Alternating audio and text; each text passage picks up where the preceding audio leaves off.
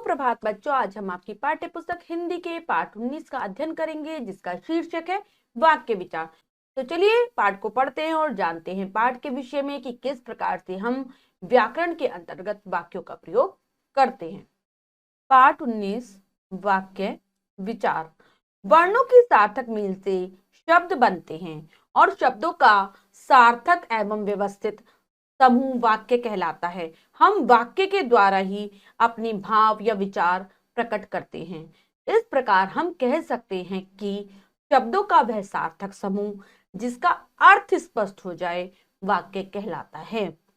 तो वर्णों को अगर हम सार्थक रूप से, यानी कि वर्णों को हम इस प्रकार से मिलाते हैं, उनको इस प्रकार से मेल करते हैं कि एक शब्द बन जाता है।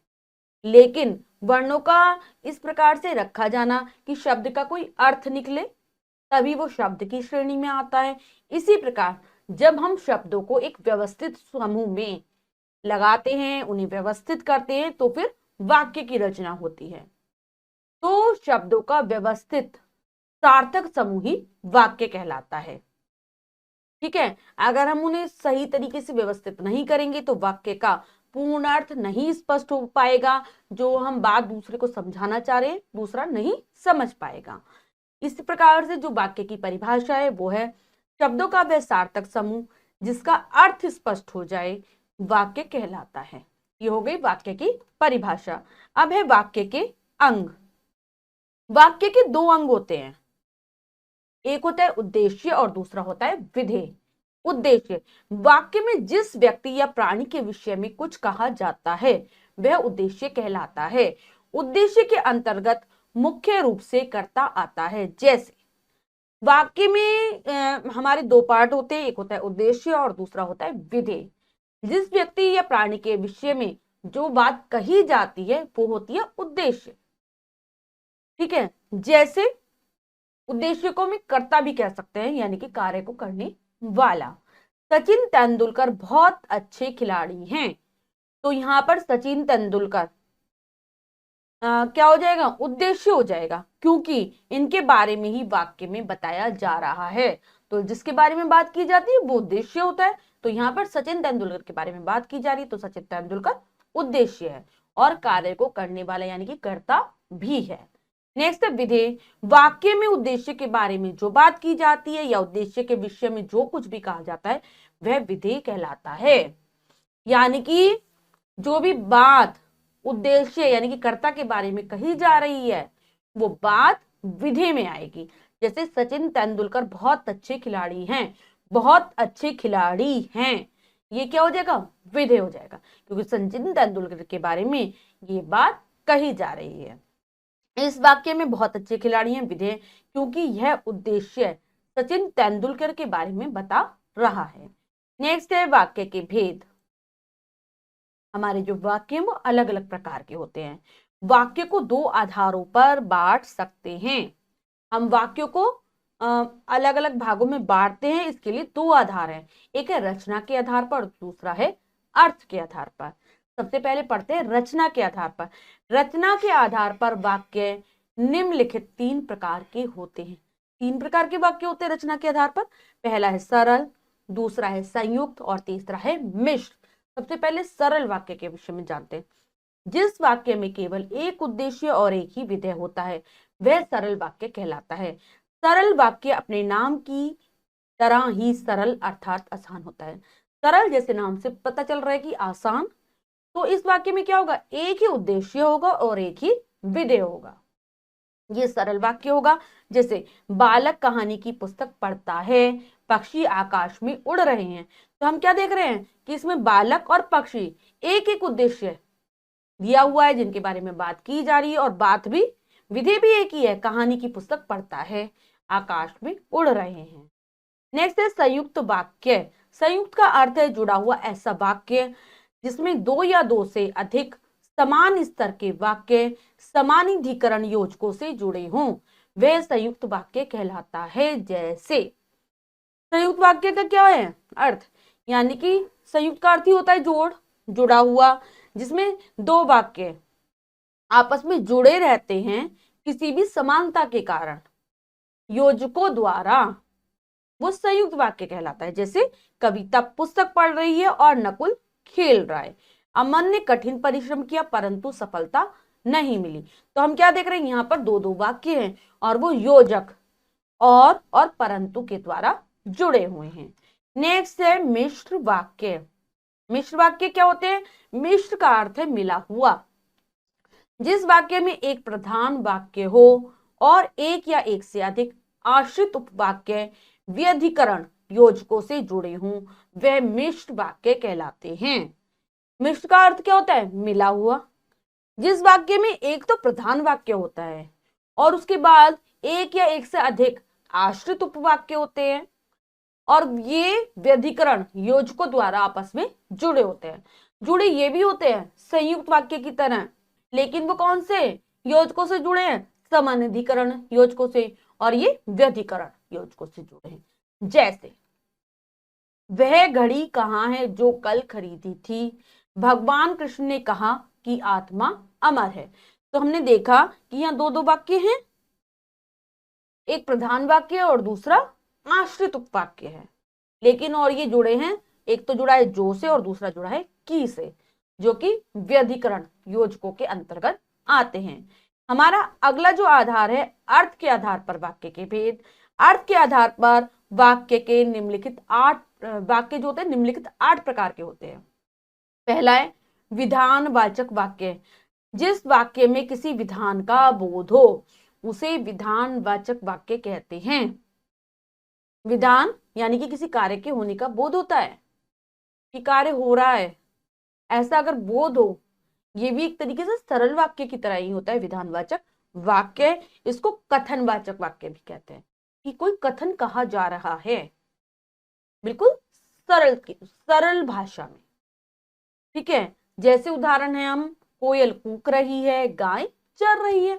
हम देख रहे हैं कि एकदम सरलता दिखाई दे रही है हमें वाक्यों में और कथन की तरह कहे जा रहे हैं। नेक्स्ट है निषेधात्मक वाक्य। जिस वाक्य में किसी कार्य के निषेध का बोध होता है उसे निषेधात्मक वाक्य कहते हैं। यानी कि हमें पता चले जिस वाक्य से जहां पर नहीं का भाव रहे, निषेध मतलब नहीं का भाव, बिना रहित का भाव रहे, वो निषेधात्मक वाक्य होगा। कल छुट्टी नहीं है, देव ने गृह कार्य नहीं किया, इसके उदाहरण है। आज्ञावाचक वाक्य। जिस वाक्य के द्वारा किसी को आज्ञा, अनुमति, उपदेश दिया जाता है उसे आज्ञावाचक वाक्य कहते हैं।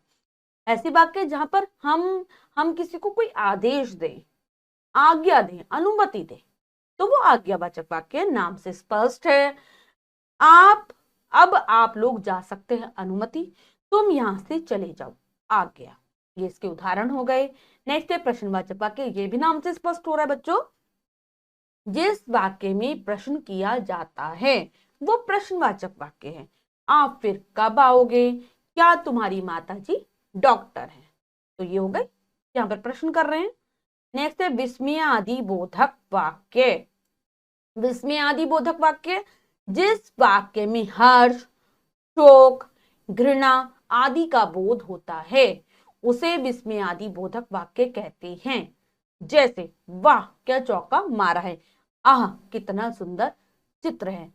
तो विस्मयादि बोधक वाक्य हमें बताते हैं हमारे मन के भावों को, हर्ष को, शोक को, घृणा को और भी बहुत सारे जो हमारे मन में उठने वाले भाव हैं, जैसे क्रोध, ठीक है, घृणा, प्रेम, ये सब दिखाते हैं विस्मयादि बोधक वाक्य। वह क्या चौका मारा है, तो वह, क्योंकि ये कुछ शब्दों द्वारा आते हैं। हमेशा जो विस्मयादि बोधक वाक्य होते हैं उनमें कुछ विस्मयादि बोधक शब्द दिए होते हैं और उन शब्दों के बाद में विस्मयादि बोधक चिन्ह लगा होता है। जैसे हम यहाँ देख रहे हैं वाह, उसके बाद विस्मयादि बोधक चिन्ह लगा है। आह कितना सुंदर चित्र है, आह के बाद भी विस्मयादि बोधक चिन्ह लगा है। तो ये मन के भावों को बता रहे हैं। नेक्स्ट है संदेहवाचक वाक्य। जिस वाक्य में कार्य के होने में संदेह हो उस वाक्य को संदेहवाचक वाक्य कहते हैं। यानी कि जिस वाक्यों में हम कह नहीं सके कि पूर्ण तरीके से कार्य हो पाएगा या नहीं हो पाएगा, संदेह रहता है, वहां पर ये वाक्य होते हैं संदेहवाचक वाक्य। शायद आज बारिश हो जाए, संभव है वो आज ना आए, तो दोनों में संदेह है। नेक्स्ट है इच्छावाचक वाक्य। जिस वाक्य से कर्ता की इच्छा, कामना, आशा और आशीर्वाद का बोध हो, उस वाक्य को इच्छावाचक वाक्य कहते हैं। जो वाक्य हमें बताए कि कर्ता की इच्छा क्या है, कामना क्या है, आशीर्वाद, इन सब का जो बोध करा रहे हैं, वो इच्छावाचक वाक्य हैं, यहाँ की मन की इच्छा को प्रकट करने वाले वाक्य। आपकी यात्रा मंगलमय हो, आप दीर्घायु हो, ये इसके उदाहरण हैं। संकेतवाचक वाक्य, जिस वाक्य में एक क्रिया का दूसरी क्रिया पर निर्भर होने का बोध होता है, उसे संकेतवाचक वाक्य कहते हैं। संकेतवाचक वाक्य में क्या होगा, एक क्रिया का होना दूसरी क्रिया पर निर्भर करेगा। उदाहरण देखते हैं, यदि वर्षा होती तो फसल नहीं सूखती, यदि परिश्रम करोगे तो अवश्य सफल हो जाओगे। तो हम देख रहे हैं कि इन दोनों वाक्यों में क्या है, दो दो वाक्य आपस में मिले हुए हैं। एक वाक्य होगा, मतलब एक कार्य होगा तो दूसरा कार्य होगा, अगर पहला ही नहीं होगा तो दूसरा कैसे होगा। तो ये होते संकेतवाचक वाक्य। तो बच्चों, हमने इस पाठ के माध्यम से जाना वाक्य के विषय में कि वाक्य किसे कहते हैं। शब्दों के समूह को वाक्य कहा जाता है, लेकिन वो सार्थक होना चाहिए। साथ ही साथ हमने वाक्य के अंग और उसके प्रकारों को भी जान लिया। अब हम पाठ का अभ्यास कार्य कर लेते हैं, जो है अब बताइए में से पहला प्रश्न पढ़ते हैं और उसे करने की कोशिश करते हैं। सही विकल्प वाले गोले को रंगिए। तो बच्चों, इस प्रश्न में 4 विकल्प है, 3 विकल्प गलत है, 1 विकल्प सही है। हमें सही विकल्प को चुनना है और उसके गोले को रंग देना है। तो चलिए करते हैं। वाक्य के कितने अंग होते हैं, 2, 3, 4, 5। तो वाक्य के 2 अंग होते हैं।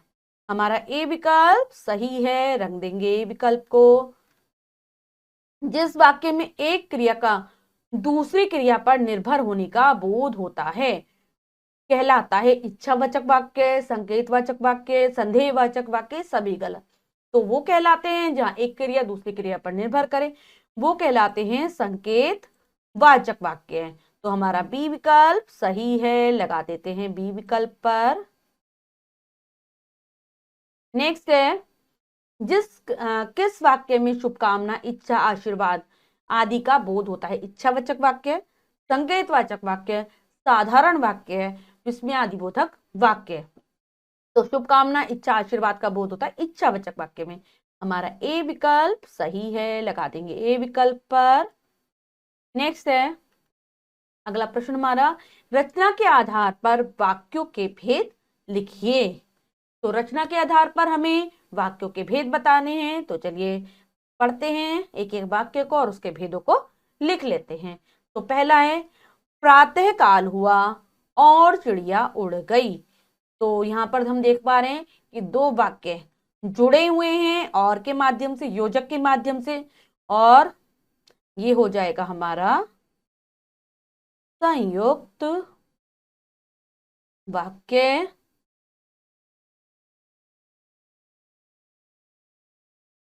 नेक्स्ट है,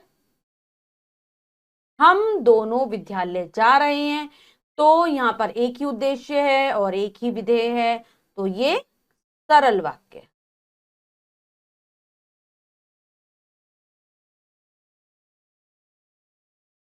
रात हुई और अंधेरा छा गया, फिर से 2 वाक्य हैं और के द्वारा, योजक के द्वारा जुड़े हैं, तो संयुक्त वाक्य।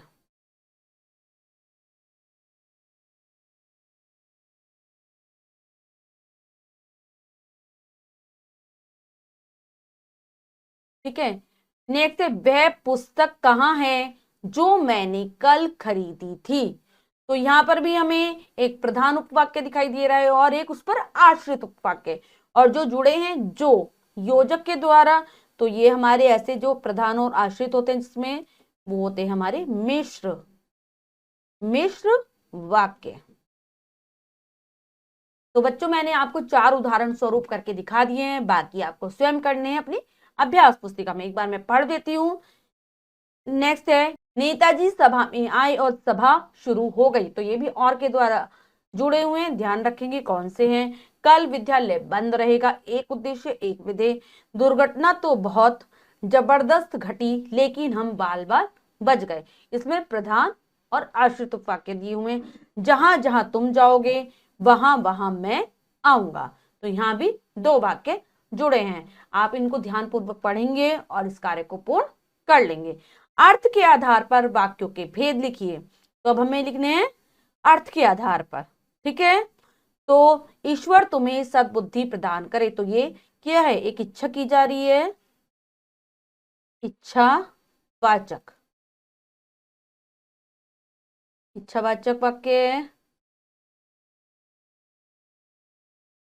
गाड़ी यहां मत रोको, तो कोई आज्ञा दी जा रही है, आदेश दिया जा रहा है, तो आज्ञावाचक, आदेश दे रहे हैं हम यहां पर, तो आज्ञावाचक हो जाएगा।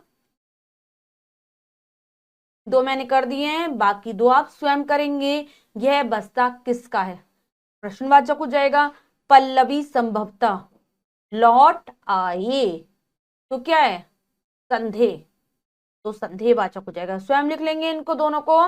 नेक्स्ट है निम्नलिखित वाक्यों के उद्देश्य और विधेय छांटकर लिखिए। तो बच्चों नीचे कुछ वाक्य दिए गए हैं जिनमें हमें उद्देश्य और विधेय छांटने हैं, दोनों को अलग अलग करना है, तो करते हैं। मां ने अपने पुत्र को गले लगाया, तो उद्देश्य क्या हो जाएगा, उद्देश्य मां ने अपने पुत्र को, ठीक है, और विधेय हो जाएगा गले लगाया,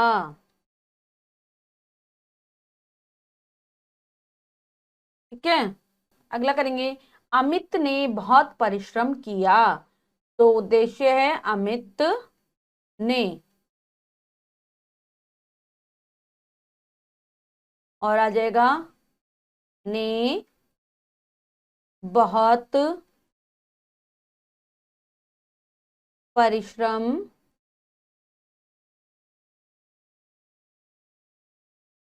किया। नेक्स्ट है महात्मा गांधी हमारे राष्ट्रपिता हैं, तो इसमें महात्मा गांधी उद्देश्य और हमारे राष्ट्रपिता हैं विधेय। भागता हुआ चोर पकड़ा गया, तो भागता हुआ चोर उद्देश्य और पकड़ा गया विधेय। ये दोनों आप स्वयं कर लेंगे अपनी अभ्यास पुस्तिका में। नेक्स्ट है निम्नलिखित प्रश्नों के उत्तर दीजिए। तो बच्चों यहाँ पर कुछ प्रश्न दिए गए जिनके उत्तर आपको स्वयं लिखने हैं अपनी अभ्यास पुस्तिका में। पाठ आप ध्यान पूर्वक पढ़ेंगे तो आपको इन प्रश्नों के उत्तर आसानी से मिल जाएंगे। वाक्य से क्या आशय है, उदाहरण सहित लिखिए। आपको इसमें वाक्य की परिभाषा बतानी है और उदाहरण देने हैं। उद्देश्य और विधेय में क्या अंतर है, सो उदाहरण स्पष्ट कीजिए। तो आप उद्देश्य के बारे में बताएंगे, फिर विधेय के बारे में बताएंगे, पता चल जाएगा दोनों में क्या अंतर है, और उदाहरण भी लिख देंगे। मिश्र वाक्य किसे कहते हैं, सो उदाहरण स्पष्ट कीजिए। आप बताएंगे कि मिश्र वाक्य क्या होते हैं और उदाहरण लिख देंगे। संयुक्त वाक्य किसे कहते हैं, सो उदाहरण परिभाषित कीजिए। आपको बताना है संयुक्त वाक्य किसे कहा जाता है और उसकी परिभाषा देंगे और फिर उदाहरण लिख देंगे। तो बच्चों यह कार्य आप पूर्ण कर लेंगे। बच्चों आज हमने जाना वाक्यों के संबंध में कि किस प्रकार से वाक्यों की रचना होती है, वाक्य हम किसे कहते हैं और वाक्य के कितने भेद होते हैं। आशा करती हूँ आपको पाठ अच्छे से समझ आ गया होगा। पाठ को फिर से पढ़ेंगे ध्यान पूर्वक और अभ्यास कार्य को पूर्ण कर लेंगे। मिलते हैं अगली कक्षा में नए पाठ के साथ, तब तक के लिए स्वस्थ रहिए, प्रसन्न रहिए, धन्यवाद।